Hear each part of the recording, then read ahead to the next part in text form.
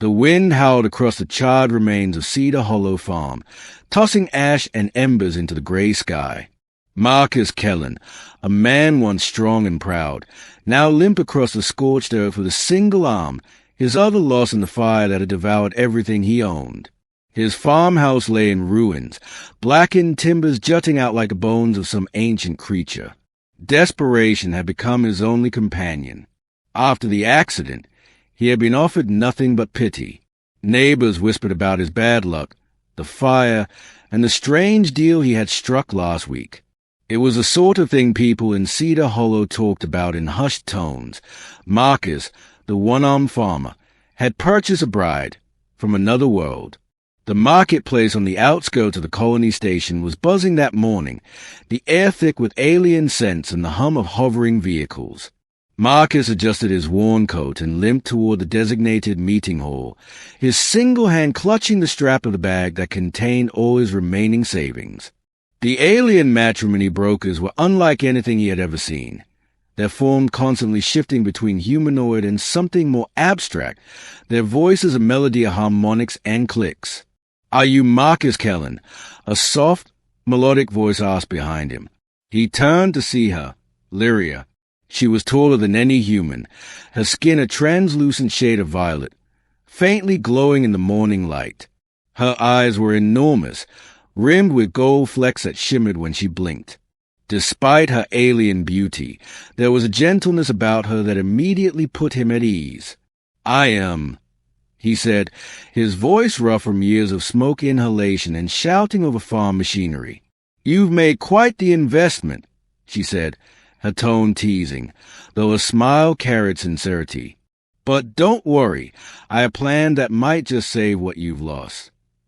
Marcus had almost forgotten the purpose of this exchange. With one arm, a ruined farm, and a dwindling bank account, his life was a spiral of defeat. Yet here was Lyria, alien bride in name only. She carried something far more valuable than companionship. The days that followed were a whirlwind of strange technology and new ideas.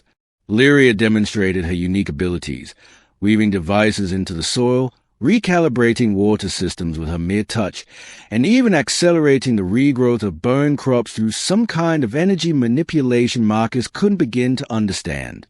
Every morning, he would wake and find the farm subtly transformed, a patch of earth tilled perfectly, a new irrigation canal glowing faintly under the sun, machinery rebuilt with materials that shimmered and self-repaired.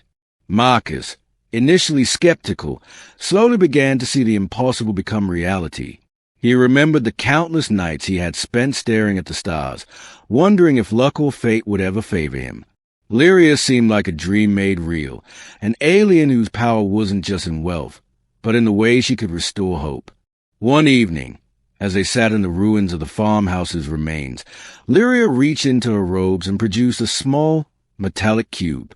It unfolded into a holographic map of stars and interstellar coordinates, revealing her fortune, hidden vaults of alien credits, investments across galaxies, and technology licenses worth more than any earthly farm could imagine. "I can rebuild everything," she said softly. "And more." Marcus stayed, disbelief etched across his scarred face. "I don't understand. Why me? Why this farm?" Lyria's eyes softened. "Because I sense your perseverance, your refusal to give up even after everything was taken. Most humans would have left, but you stayed." Together, they began the work of resurrection. Lyria's well flowed into Cedar Hollow. New barns rose overnight. Machinery hummed with alien energy, and even the neighboring farms benefited from her interventions. Marcus, despite his injury, worked alongside her, learning the alien ways of tending soil and livestock enhanced by energy fields that protected crops from drought and disease. The farm's transformation drew attention from across the sector. Visitors marveled at the fusion of human grit and alien technology, barns made of biometal that could withstand storms, fields that glowed faintly under moonlight to ward off pests, and livestock that thrived with minimal care. Marcus became a figure of quiet reverence, a man who had lost everything and yet rebuilt it all with courage and collaboration. But the real miracle was their relationship. Marcus found himself opening up to Lyria, sharing stories of his childhood on the farm, the dreams he had for the land, and the pain of the fire that had nearly broken him. She listened, offering comfort with a presence that was both otherworldly and deeply human. Slowly, trust became love, not born of obligation but of shared survival and respect. Months passed, and Cedar Hollow became a hub for interstellar agriculture, a symbol of hope for those who had lost everything. Humans and aliens alike came to witness the miracle farm, but it was clear that the most extraordinary thing wasn't the technology or wealth.